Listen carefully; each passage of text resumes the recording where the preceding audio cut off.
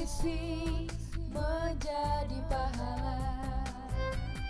Bersyukur saat menerima nikmat, Bersabar saat dalam ujian. bersyukur saat menerima nikmat, Bersabar saat dalam ujian. Muslim itu dalam segala kondisi mendapatkan pahala.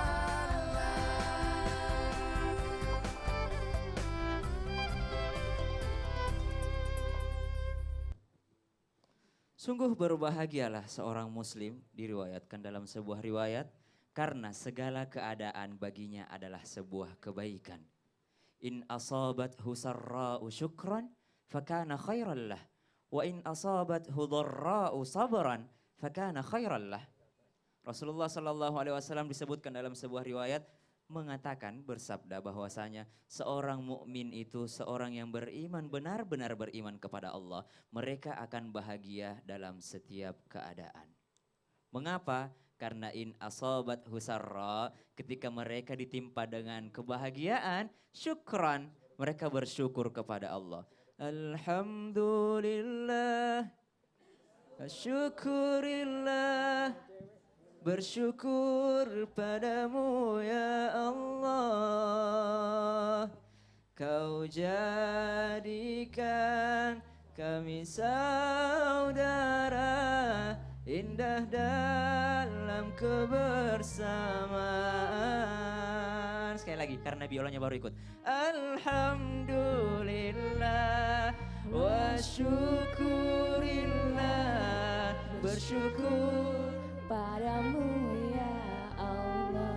Allah, kau jadikan Kami saudara, indah dalam kebersamaan. In asabat husarra'u syukran, ketika mereka ditimpa dengan kebahagiaan, mereka bersyukur kepada Allah. Syukran ya Allah. Alhamdulillah ya Allah, artinya syukran, artinya terima kasih. Jadi boleh diucapkan syukran ya Allah, boleh. Boleh juga alhamdulillah ya Allah. Tapi kalau kepada Allah jangan bilang jazakallah ya Allah, semoga Allah membalasmu ya Allah. Bagaimana caranya? Ada juga orang kadang-kadang jazakallah ya Allah karena tidak mengerti jazakallah itu untuk orang lain. Semoga Allah membalas kebaikanmu. Itu juga termasuk bersyukur. Berterima kasih kepada orang lain juga artinya bersyukur. Ketika mereka ditimpa kebahagiaan, mereka bersyukur. Wa in asabat hudharra, dan ketika mereka ditimpa musibah, mereka bersabar. Ya ayyuhalladzina amanu sabiru wasabiru warabitu wattaqullaha la'allakum tuflihun. Allah Subhanahu wa taala menyebutkan di dalam akhir surah Ali Imran, orang-orang yang bersabar lalu mereka menguatkan kesabarannya saking susahnya, dua kali kata sabar disebut. Ya ayyuhalladzina amanu sabiru, hai orang-orang yang beriman bersabarlah, wasabiru, dan kuatkanlah kesabaran kalian. Mengapa Allah dua kali menyebutkan? Karena memang susah. Bersabar itu memang susah. Wasabiru warabitu wattaqullaha la'allakum tuflihun. Akan tetapi ketika kita mampu bersabar, la'allakum tuflihun, maka kalian akan termasuk orang-orang yang sukses. Sadaqallah. Masya Allah. Tepuk tangan dulu dong Bu. Nih saya jadi penasaran nih. Saya ngelihat bintang tamu saya yang cewek yang dari tadi diperhatiin terus sama Ustadz Syam nggak nengok-nengok ke belakang. Sorry ya. Sorry ya, sana laki kebanyakan katanya. Sana laki Bisa semua. aja Ustadz Syam. Ini coba saya tanya nih buat Afni sama Maria ya. Sekarang kan jadi penyanyi di dunia entertain. Pernah nggak mengalami sesuatu hal yang bikin kalian tuh jadi, aduh trauma gitu? Pernah nggak? Trauma gimana ya maksudnya kalau Maksudnya dia mengalami sesuatu kan nggak gampang kan, maksudnya jadi penyanyi terus jadi di dunia entertain ini kan pasti banyak banget godaan gitu kan.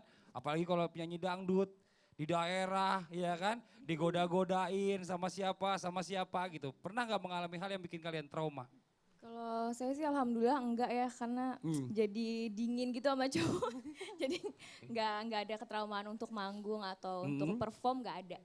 Oh gitu. Pada saat penampilan off air, kan off air itu kan justru kan lebih Iya grogi sih. gitu. Oh kalau grogi itu semua pasti ya, demam panggung itu udah pasti. Tapi kalau masalah trauma sih enggak gitu. Cuma kalau masalah digodain atau gimana sih, ya biasa sih demam panggung jatuh, ya nyungsep itu udah hal yang Itu nggak trauma itu? Pernah kemarin. kapok enggak? Enggak. Nggak kapok, pengen jatuh lagi. Kayaknya jangan sampai jatuh lagi lah. Oh Itu gitu. gara-gara apa? Enggak, pas di Ambon itu kan seru banget manggung kita perform, terus Iya. lagi biasa udah malam kan pas tahun baru, terus tiba-tiba keseimbangan mulai turun, kesleo cantik. Oh, Terus kesenangan. malu.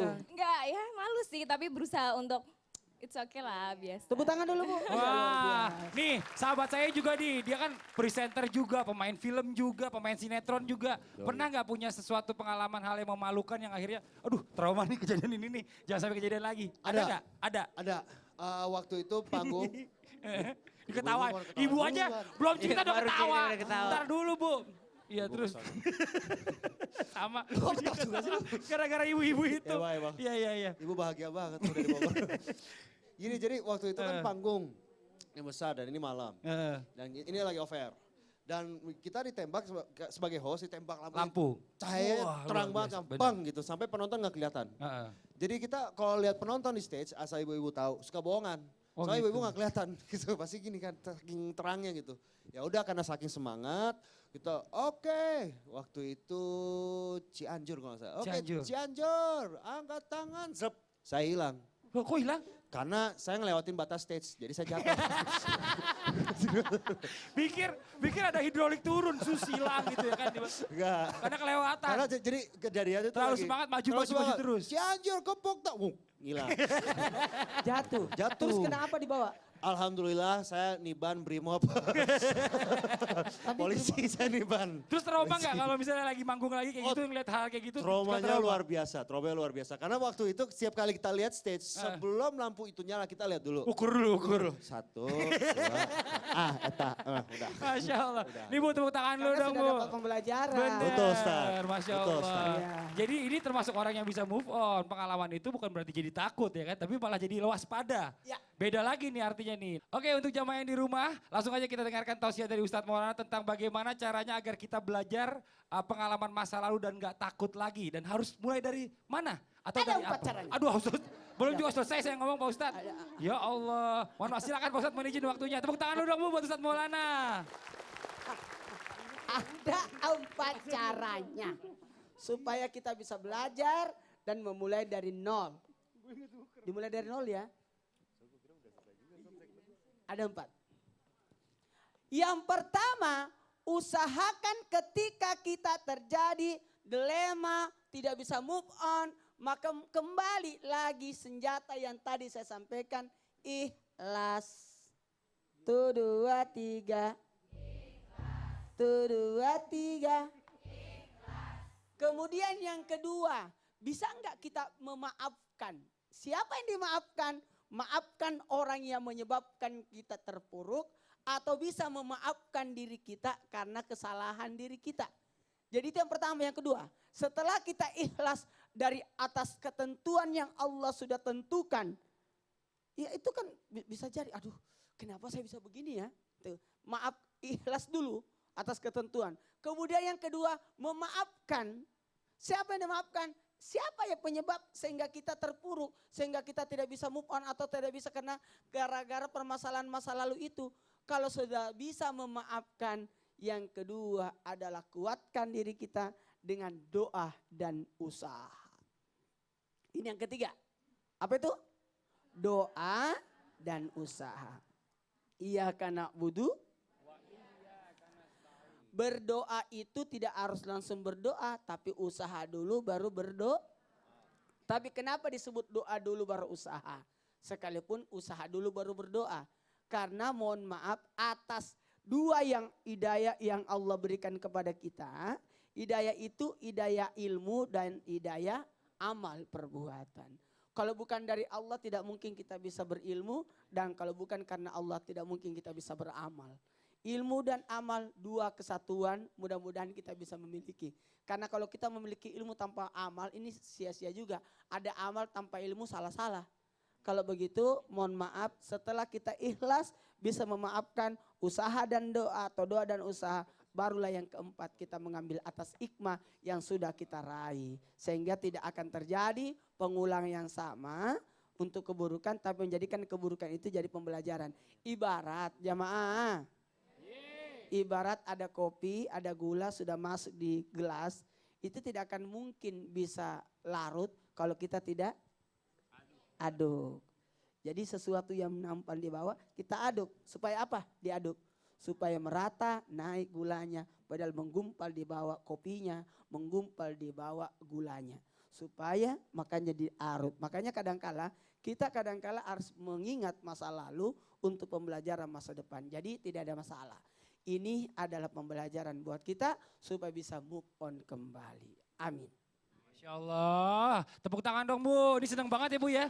Kalau misalnya kita mendengarkan tausiah tentang move on, mudah-mudahan nih banyak orang yang selama ini lagi di rumah mikir, gak bisa move on, langsung jadi semangat lagi Pak Harus Ustadz. semangat, jadi kembali lagi ikhlas kepada Allah. Amin ya Allah, maafkan diri kita dan maafkan orang lain yang menyebabkan kita seperti itu. Amin ya Allah. Diceraikan sama suami Bu, maafkan ya Bu. Iya kata Ibu ya, ini Ibu sabar Dimaafkan banget. aja, aman itu. Iya Setelah alhamdulillah. itu doakan. Pak Doanya Ustadz, ya supaya Allah. diberi hidayah Jangan, oleh Allah. iya amin ya Allah amin. Nah Masya gitu, Allah. doa-doa yang baik-baik. Betul, Kemudian Masya Allah. supaya kita bisa dapat hikmahnya. Amin ya Allah. Amin ya rabbal alamin. Ini buat jamaah yang di studio dan juga jamaah yang di rumah jangan kemana-mana. Setelah ini kita akan mendengarkan kisah inspiratif yang akan dibawakan oleh Ustadz Syam. Jadi tetap di Islam itu Indah. Jamaah. Oh jamaah. Alhamdulillah. Jika sudah takdirnya untuk balik kepadamu, saya ikhlas dan saya minta tolong. Jangan beri kesakitan yang lebih. Berilah sakaratul maut yang cepat supaya beliau itu tidak sengsara lagi.